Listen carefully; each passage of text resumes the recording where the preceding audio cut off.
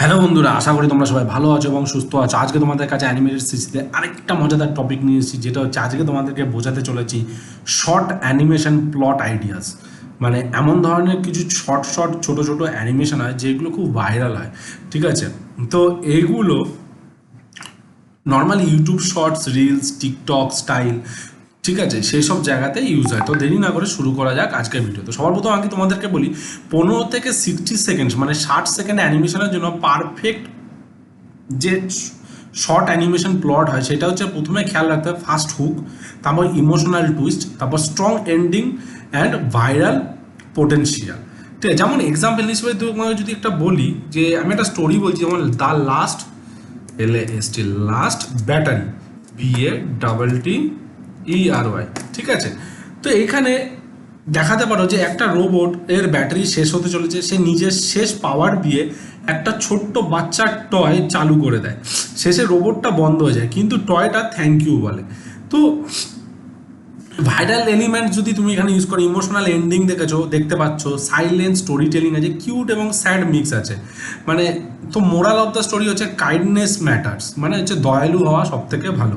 তো এরকম ধরনের তুমি স্টোরি রাখতে পারো। দ্বিতীয় নম্বর যদি আমি একটা স্টোরি বলি, the fake super hero, SUPERHERO, super hero. তো এখানে তুমি দেখাতে পারো একটা ছেলে ফেক সুপার হিরো কস্টিউম মানে ড্রেস পরে সবাইকে ইমপ্রেস করতে যায়। কেউ বিশ্বাস করে না, হঠাৎ রিয়েল অ্যাক্সিডেন্ট হয়, সবাই পালায়, কিন্তু সেই ফেক সুপার হিরো সাহায্য করে, ঠিক আছে?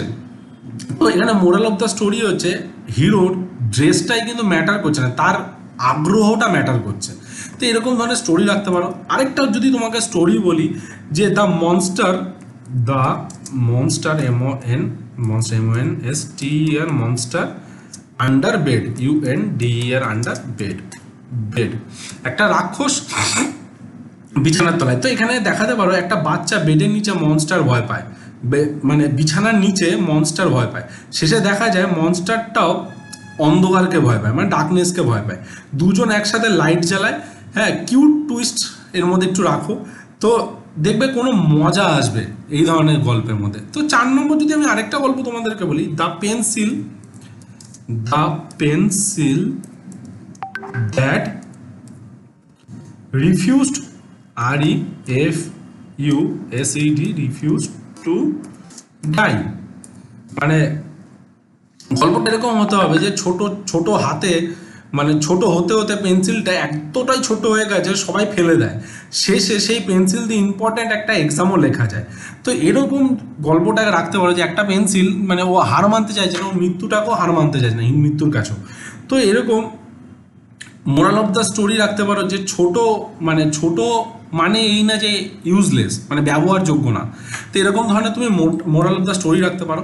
তো এরকম ধরনের 4টে তোমাকে টপিক বললাম, মানে 4টে তোমাকে আইডিয়া বললাম, যেই আইডিয়া দিয়ে তোমাদের, হ্যাঁ, যে ছোট ছোট যে শর্ট অ্যানিমেশন প্লট হয়, যেগুলো ইনস্টাগ্রাম বলো, ইউটিউব বলো, রিলসে বলো, বিভিন্ন জায়গায় এই ছোট ছোট অ্যানিমেশন খুব চলে। তো এই ধরনের অ্যানিমেশন তোমরা ইউজ করলে খুব মজাদার এনকারেজ পাবে এবং মজাদার সময়ও কম লাগে এবং অ্যানিমেশনও শিখতে পারবে।